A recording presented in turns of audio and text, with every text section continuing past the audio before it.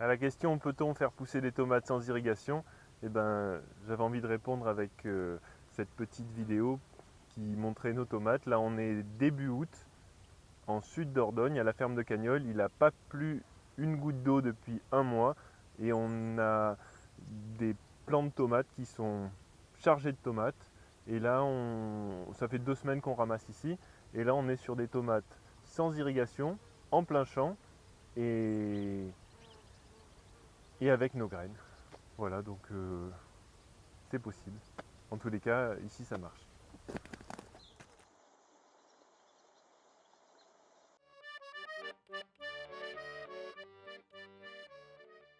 Je voulais vous présenter les courgettes que l'on cultive sans irrigation. Donc la courgette est un légume qui a réputé avoir besoin de beaucoup d'eau. Et là, nous on arrive à faire pousser des courgettes très bien. C'est très productif et on n'arrose pas. Tout ça pour montrer qu'un sol entre guillemets vivant, c'est-à-dire si on ne travaille pas le sol et qu'on le nourrit et qu'on met un mulch de matière organique en surface, on arrive à maintenir de l'humidité et là on a vraiment une très forte productivité sur des plants de courgettes en pleine santé et en plus nos courgettes ne sont pas gorgées d'eau, c'est-à-dire qu'elles ont une teneur en matière sèche plus élevée et du coup elles se conservent mieux et elles tiennent mieux la cuisson. On peut aussi imaginer qu'elles ont peut-être plus de vitamines et plus de minéraux, mais ça, il n'y a pas eu encore d'études qui le prouvent. Je vais vous présenter l'itinéraire. Là, on avait un couvert végétal qu'on a fait pousser pendant l'hiver. Début du printemps, c'est-à-dire début avril, on a broyé le couvert.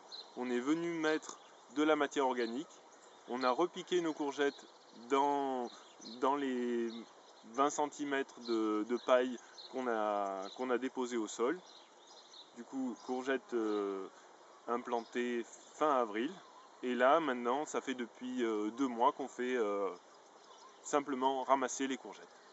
En ce moment, c'est un petit peu redescendu, mais 20 kg de courgettes tous les jours depuis plus de 2 mois.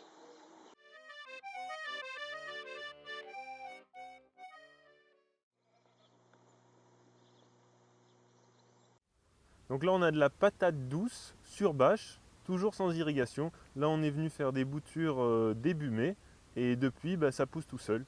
Là, l'objectif, c'est on va attendre début novembre et on n'aura plus qu'à ramasser.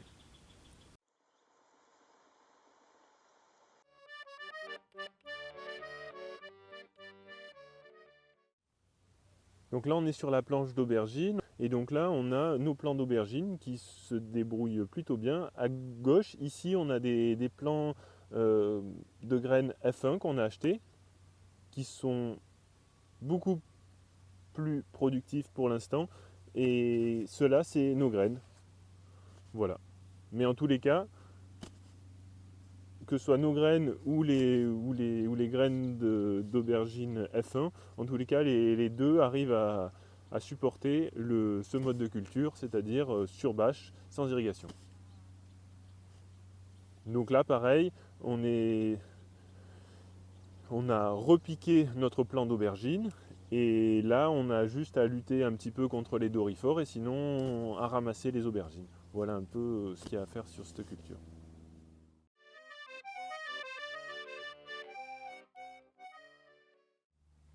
Et ben là, c'est les poivrons. Donc là, on a plusieurs variétés de poivrons poivrons, piments, et on peut constater que ça a l'air de très bien se comporter. Là, on est sur du plein champ, sur bâche, tissé, et le tout sans irrigation.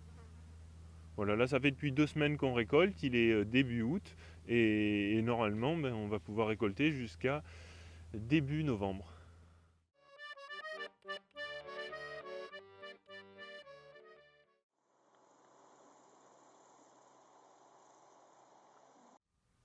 Et la culture de pastèques sans irrigation, ça marche aussi.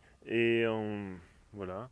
Et en plus, elles sont vraiment juste succulentes, quoi. Plus de sucre.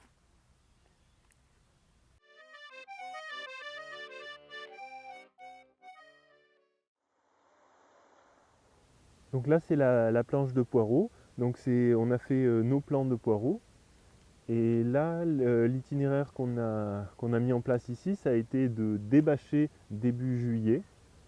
on est venu mettre quelques centimètres de compost à la brouette sur la planche qu'on a débâchée. Puis avec la grelinette, on a perforé les trous et on est venu mettre nos petits fûts de poireaux. Et là, ce qui est surprenant, c'est qu'il n'y a pas eu d'eau. Il a fallu attendre 2 semaines pour qu'il y ait eu une petite pluie. Et voilà, donc il y a eu une pluie 2 semaines après la plantation. Et là, ça fait depuis déjà 5 semaines qu'ils ont été plantés. Et voilà, il n'y a pas eu d'eau en plus. Et ils ont bien repris. Et c'est plutôt satisfaisant. Là, on est venu désherber, on a fait 2 petits désherbages rapidement. Mais je crois que ça va être bon. Là, la prochaine étape, ça va être la récolte.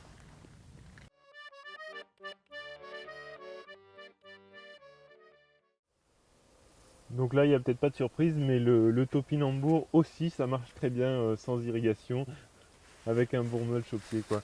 Et les arbres aussi se débrouillent plutôt bien. Voilà, là c'est un pêcher, il doit avoir 4 ans, 5 ans maximum.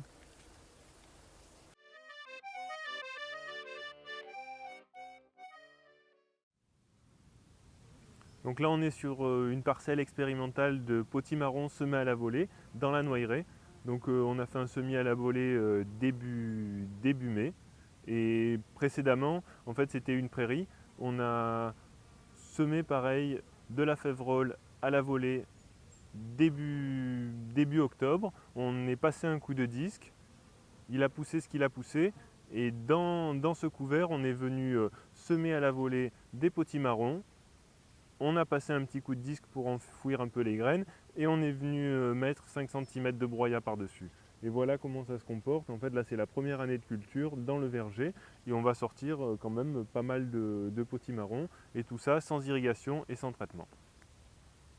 Donc là, on a implanté la culture avec un semis et un petit paillage par-dessus. Et là, la prochaine étape, ça va être la récolte.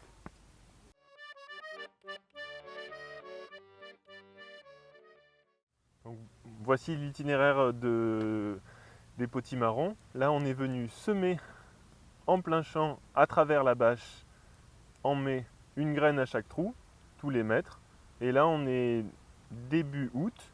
La récolte est prévue début septembre. Et là, on a un itinéraire vraiment très simple puisqu'on vient juste semer et récolter.